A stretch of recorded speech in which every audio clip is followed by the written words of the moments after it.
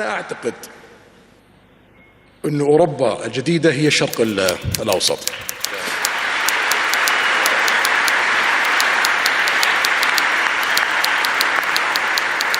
المملكة العربية السعودية في ال5 سنوات القادمة سوف تكون مختلفة تماما. البحرين سوف تكون مختلفة تماما. الكويت، حتى قطر على خلافنا معاهم لديهم اقتصاد قوي سوف تكون مختلفة تماما بعد 5 سنوات. الإمارات، عمان، لبنان، الأردن، مصر، العراق والفرص التي لديها. إذا نجحنا في ال5 سنوات القادمة سوف تلتحق فينا دول أكثر، وسوف تكون النهضة القادمة في العالم في 30 سنة القادمة في الشرق الأوسط إن شاء الله. هذه حرب السعوديين، هذه حربي اللي أخوضها شخصيا، ولا أريد أن أفارق الحياة إلا وأرى الشرق الأوسط في مقدمة مصاف العالم. Hello? Oh, hi.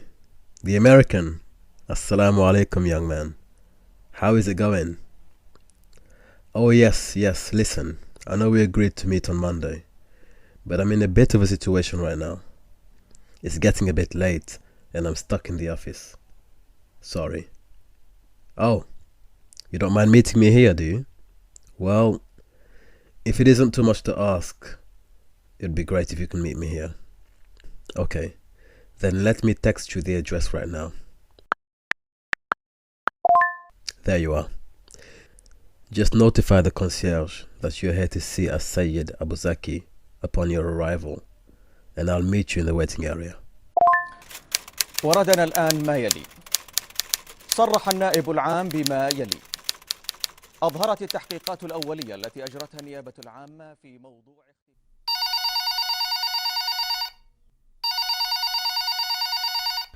Hello? Khalifa. Splendid.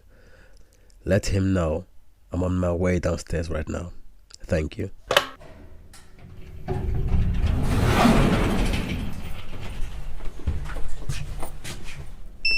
Going down.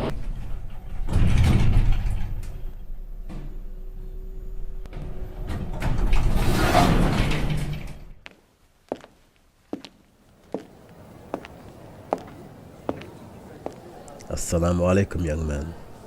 It is nice to see you again. You're always so eager to explore history. I admire your commitment and consistency. Remind me again, how long are you here for? Oh, 6 months. Isn't that a bit too long for a visitor? You're on a student exchange program. That makes a lot more sense now. Listen, following our journey tonight, I may have a proposal that could be of interest to you. But enough of that for now. We must get going. I plan on returning to the office before Fajr. Let's go.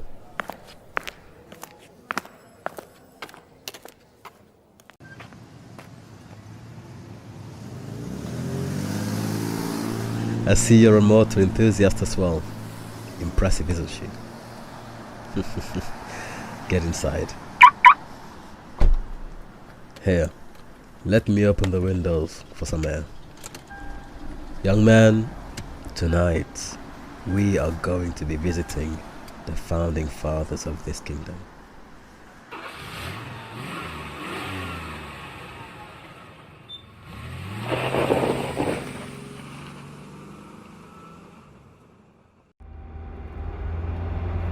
We will be traveling to the year 1902, where it all began.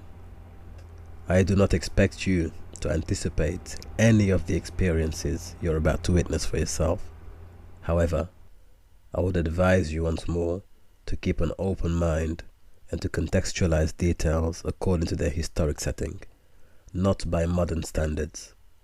I, for one, am not a fan of revisionist history or conspiratorial theories when it comes to subjects such as these that are already so complicated and misunderstood.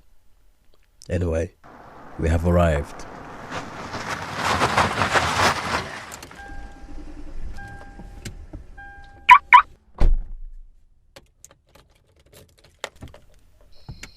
Young man, are you ready?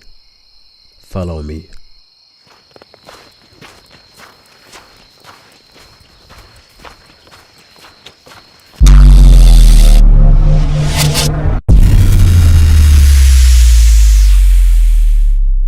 Here we are again, in the middle of the desert. The day is March 2nd, 1902. My friend, this is Najd. It's a region that has very little resources available to its population and very, very little grows here. Have a look at those modest shelters over there. They are living quarters that house entire families. Nothing like the air-conditioned compounds we are now accustomed to in the modern kingdom. No shopping malls, no towers, and certainly no significant monuments worthy of note. You see, this region never did attract the attention of foreign administrations or governors. The people are virtually abandoned. As you can see, the residents appear to be deeply traditional and maintain very conservative customs. Their way of life has not been affected or influenced by the Turks, or any other external influence for that matter. Life in the Najd has been uninterrupted for several generations. In fact, this stagnation dates back to the middle of the 11th century, when the Bani al-Khadir stopped ruling this area. Ever since then, the political system of the Najd has been absent of any recognized central authority, and tribal rule has become the only form of governance. This power vacuum means that tribal skirmishes and confrontations are all but common, given the very scarce resources available.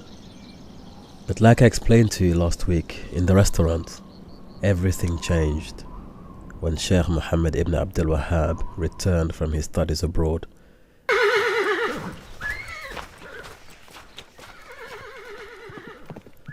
I did promise to take you on a visit to see the true founders of Saudi Arabia. And like I began explaining to you last time, the Kingdom of Saudi Arabia, much like the United States of America, where you come from, was founded by a group of very religious men who had a specific vision for what the nation should be. Interestingly enough though, whereas the founding fathers of America were fighting against the British for their independence, the Arabs over here, not just the al-Saud, were all fighting the Ottoman Turks for their independence. The historical parallels between the USA and KSA are striking and have fascinated historians and sociologists for many years. Look, do you see those encampments over there by the oasis? That is where You have a question? Okay. Very good. Yes, these settlements are known as Hujar. Many of them, like the one we're passing through right now, are strategically located near a desert oasis. This was done in order to encourage Bedouins to engage in agricultural practices, thereby transforming them into a more cultivated people. No pun intended. The typical community can accommodate up to 10,000 residents, and they have access to living quarters, mosques, schools, and ammunition reserves. At first sight, everyone is the same here, but what you cannot detect immediately is that these populations are not totally integrated. Though they may have loosened the tight knot of tribal allegiances, they still maintain a very distinct social ranking and hierarchy. In fact, this specific community has been divided into 3 distinct social ranks. The first is comprised of tribal nobles.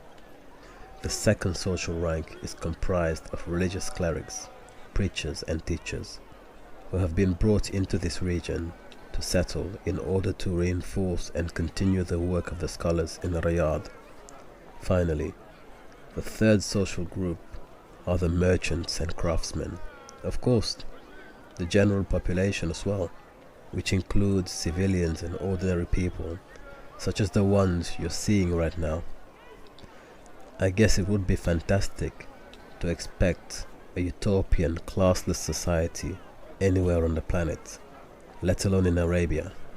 And while the social conditions in these encampments may not be perfect in every sense of the word, it is still better than the climate of warfare and division that these Bedouins were accustomed to in the past.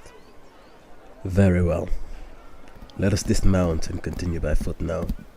The military training grounds are just beyond that gate, and we must remain inconspicuous.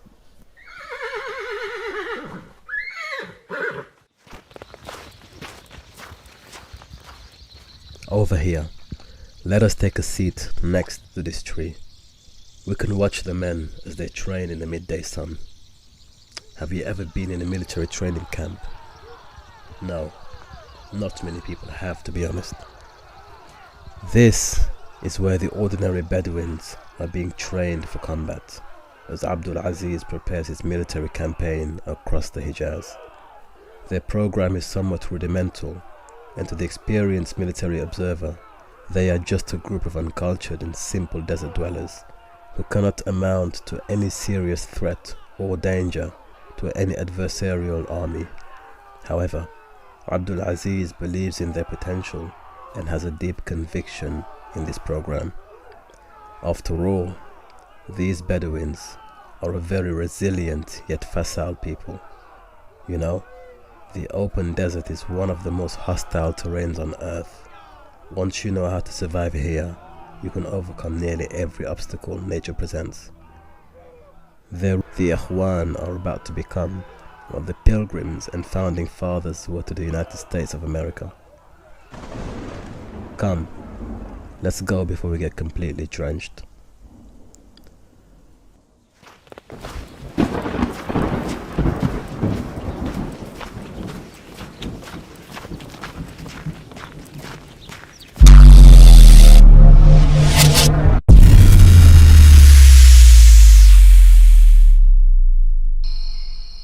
Alhamdulillah, we're back. Come, let's go back to my office before Fajr. I'd like to discuss some important matters with you.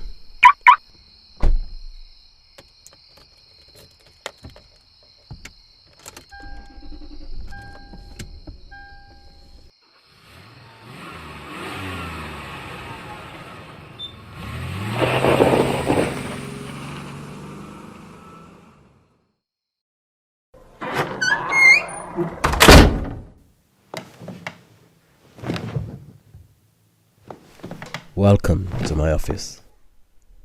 This is where I coordinate many studies and produce films and articles on Islamic history. It's a passion that I've entertained for much of my adult life. In fact, it was what brought me here to the Kingdom of Saudi Arabia back in the 1970s. Anyway, young man, do you have any questions about our journey tonight? Oh, so you want to know more about the Al-Sheikh, the descendants of Sheikh Muhammad ibn Abdul Wahhab? Well, I'm going to teach you something very interesting about how Saudi society is organized and governed, with the complicity of 3 pillars of power. Yes, the pillars of power, and there are 3 of them. Pay close attention to what I am about to tell you.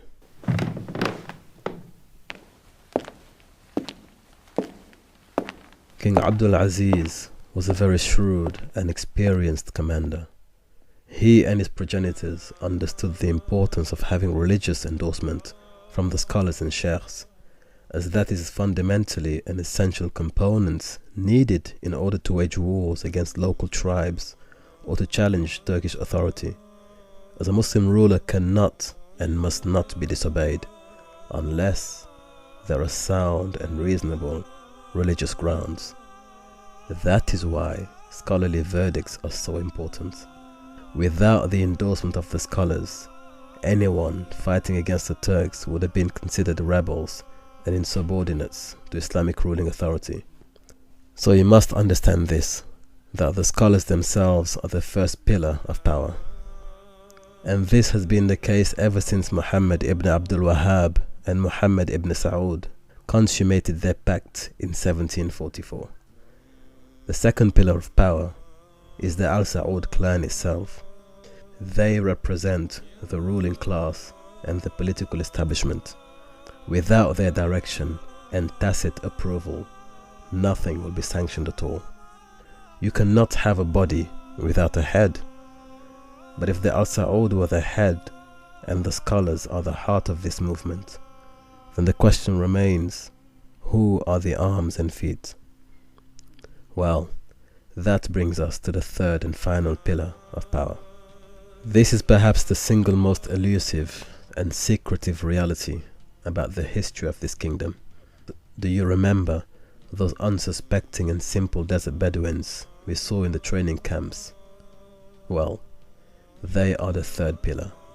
Unbeknownst to them at that time, they became the military pillar for the kingdom of Saudi Arabia.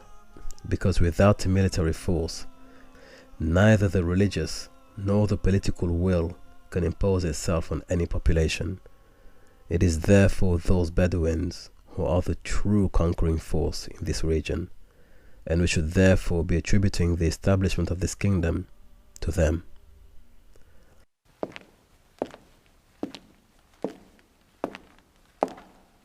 One wonders why we hear so much about the first two pillars and so very little of the third.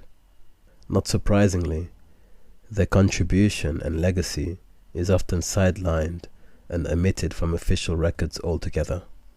But there is a reason for that.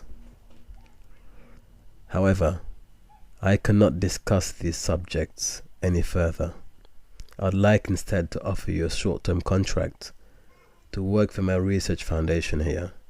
It will enable you to earn some money in the evenings while you continue your studies in college during the daytime. If things go well after the initial 8-week period, we can even review the terms and perhaps discuss more permanent arrangements. But make sure you arrive here on Monday at 9 p.m. My secretary will be in touch with you tomorrow morning and will arrange for a package to be delivered to you. Make sure you bring all the equipment with you next Monday, and do not be late.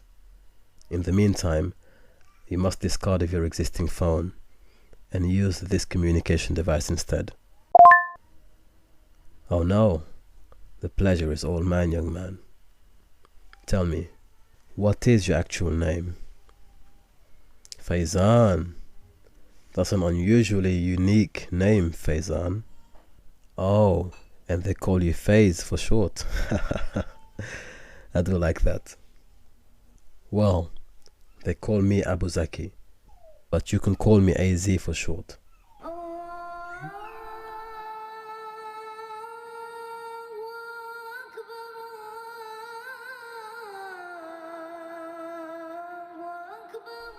It's time for us to go.